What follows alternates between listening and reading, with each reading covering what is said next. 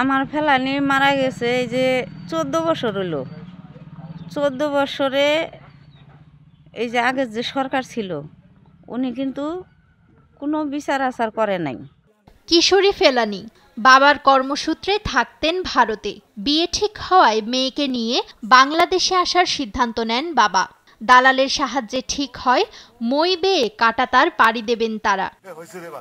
এক কুয়াশা ঢাকা ভোরে চোখে নতুন জীবনের স্বপ্ন নিয়ে ফেলানি রওনা দেয় দেশের পথে।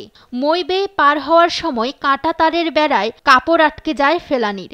ভয়ে চিৎকার দেয় সে। ঠিক সে সময় ফেলানিকে লক্ষ্য করে গুলি ছুঁড়ে বিএসএফ। হত্যার পর লাশ ঝুলিয়ে রাখা হয় কাঁটাতারে। দীর্ঘ সময় কাঁটাতারে ঝুলে থাকা ফেলানির লাশের ছবি দেশে বিদেশে সমালোচনার ঝড় তোলে। এই বাড়ির সামনেই শীতের সকালে মায়ের সাথে রোদ পোহানোর কথা ছিল ফেলানির।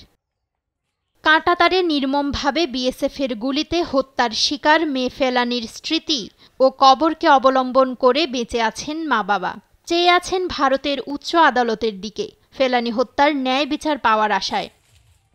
2013 সালে ভারতের কোচবিহারে বিএসএফের বিশেষ আদালতে এ হত্যাকাণ্ডের বিচার শুরু হয়।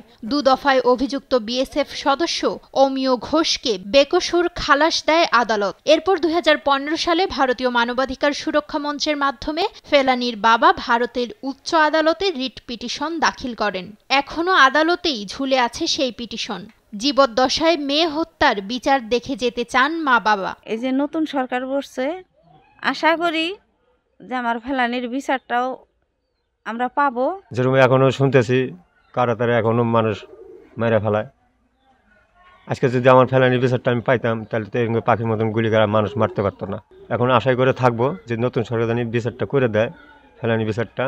ফেলানি বিচারটা হলে তাহলে সীমান্ত হত্যাটাও বন্ধ হবে। ফেলানি হত্যার বিচারের মাধ্যমে সীমান্ত হত্যা বন্ধের দাবি স্থানীয়দের।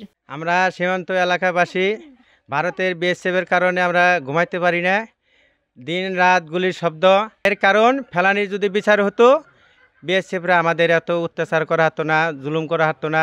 অভিযুক্তকে সাজার মাধ্যমে পিটিশনটি নিষ্পত্তি করা হলে সীমান্ত সুরক্ষায় দৃষ্টান্ত স্থাপন হবে বলে জানান এ আইনজীবী। ফেলানি হত্যার বিচারের মধ্য দিয়ে যদি প্রকৃত খুনি অপরাধীর শাস্তি নিশ্চিত করা যায় তাহলে ভারতের মানবাধিকারের প্রতি যে তাদের ন্যূনতম শ্রদ্ধাবোধ আছে এটা প্রমাণ হবে এবং ভারত বাংলাদেশের মধ্যে যে বন্ধুত্বপূর্ণ সম্পর্ক এটার উন্নয়ন হবে। কাঁটাতারের বেবাক ঘাস না হোক স্বর্ণা দাস না হোক ফেলানি, আর কোনো নিরপরাধ বাংলাদেশিকে যেন বিএসএফ এর গুলিতে প্রাণ না হারাতে হয় এমনটাই প্রত্যাশা সবার।